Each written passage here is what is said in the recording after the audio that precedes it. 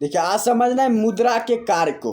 तो इसको समझना जरूरी, क्योंकि ये 5 मार्क्स क्वेश्चन में पूछे जाएंगे आपसे, तो इसलिए ये आपको याद रखना जरूरी है। तो देखिए, मुद्रा के जो 4 तरह के कार्य, एक है मुख्य कार्य, उसके बाद एक सहायक कार्य, उसके बाद आकस्मिक कार्य और तीसरा अन्य कार्य। मुख्य कार्य यानी जिस पर मुद्रा के कार्य का सबसे ज़्यादा फोकस रहता है, तो वो है विनिमय का माध्यम, यानी लेन देन। कि कोई भी वस्तु हम खरीदते हैं तो बिना रुपया दिए नहीं खरीद सकते। तो हम रुपया देते हैं तो कोई भी जो दुकानदार हमें कोई वस्तु देता है, तो ये हो गया लेन देन, विनिमय का माध्यम है मुद्रा। तो उसके बाद दूसरा है कि मूल्य का मापक। ये मुद्रा जो है कीमत को भी मापता है। जैसे कि हमारे पास 10 यूनिट हमने मजदूरी की, तो उसे हम रुपये में कह सकते हैं 10 रुपया की हमने आज कमाई की। तो ये मूल्य का भी मापक है। तो मूल्य का भी मापक है। उसके बाद एक सहायक कार्य भी ये करता है कि भावी भुगतान का आधार। सहायक कार्य या भावी भुगतान यानी कि हम किसी को पेमेंट करते हैं, चाहे ऑनलाइन माध्यम से हो या ऑफलाइन हो, तो हम कोई भी सामान के बदले जब हम किसी को कुछ देते हैं मुद्रा के रूप में, तो वो भुगतान कहलाता है। तो वही भुगतान का भी ये आधार है कि अगर मुद्रा न हो तो हम लेन देन की क्रिया कैसे करेंगे। उसके बाद है मूल्य संचय का साधन। मूल्य संचय यानी हम जो मेहनत करते हैं उसे हम मुद्रा के रूप में बचा कर रखते हैं, जमा करके रखते हैं। तो हमारी मेहनत का जो मूल्य है उसे हम मुद्रा के रूप में जमा करके रखते हैं। जैसे हमने दिन भर मजदूरी की तो हमें 400 की मजदूरी मिले, तो इसे पैसों के रूप में हम जमा करके रखते हैं कि हाँ, हमने आज 400 रुपये की कमाई की। तो इस तरह से हम अपनी कीमत को जो है जमा करके रखते हैं। तो जमा करने का भी साधन है मुद्रा। उसके बाद है क्रय शक्ति हस्तांतरण। क्रय शक्ति यानी कि हम जो भी बेचते हैं या हम जो भी खरीदेंगे उसकी क्षमता का जो हस्तांतरण होता है, यानी आदान प्रदान, अदला बदला करना।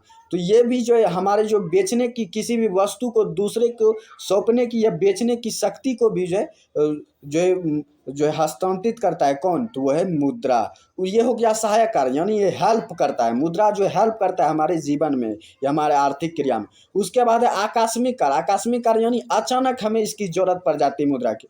तो वैसे में आता है सामाजिक आय का वितरण। कि मान लीजिए कि 10 रुपये हैं, 10 लोगों में बांटने हैं, तो अब हम इसे कैसे बांटें।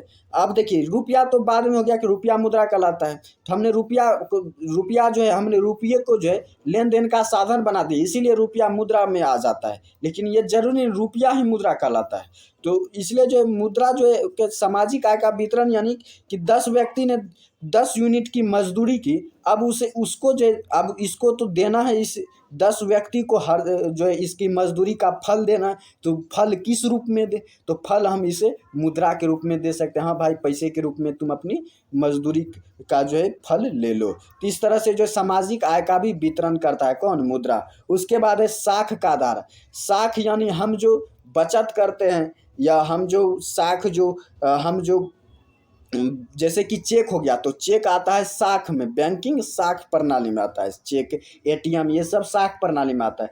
तो इस सब साख का आधार भी है कि मुद्रा यानी अगर जो मुद्रा ना हो तो हमारा साख का आधार, हम किस तरह से हम चेक को वितरित कर सकते हैं या एटीएम को किस तरह से यूज कर सकते हैं। तो ये सब सारे को जो वितरण जो है समस्या का जो समाधान करता है वो मुद्रा ही करता है। उसके बाद है संपत्ति की तरलता। कि मुद्रा के आधार पर जो है हम अपनी संपत्ति को आसानी से जो है वितरित कर सकते हैं कि हमारे पास कितनी ताकत है, हमारे पास कितनी ज़मीन है।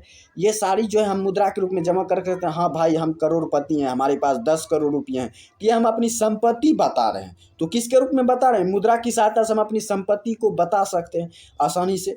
उसके बाद अन्य कार्य करता है शोधन क्षमता और इच्छा का वाहक।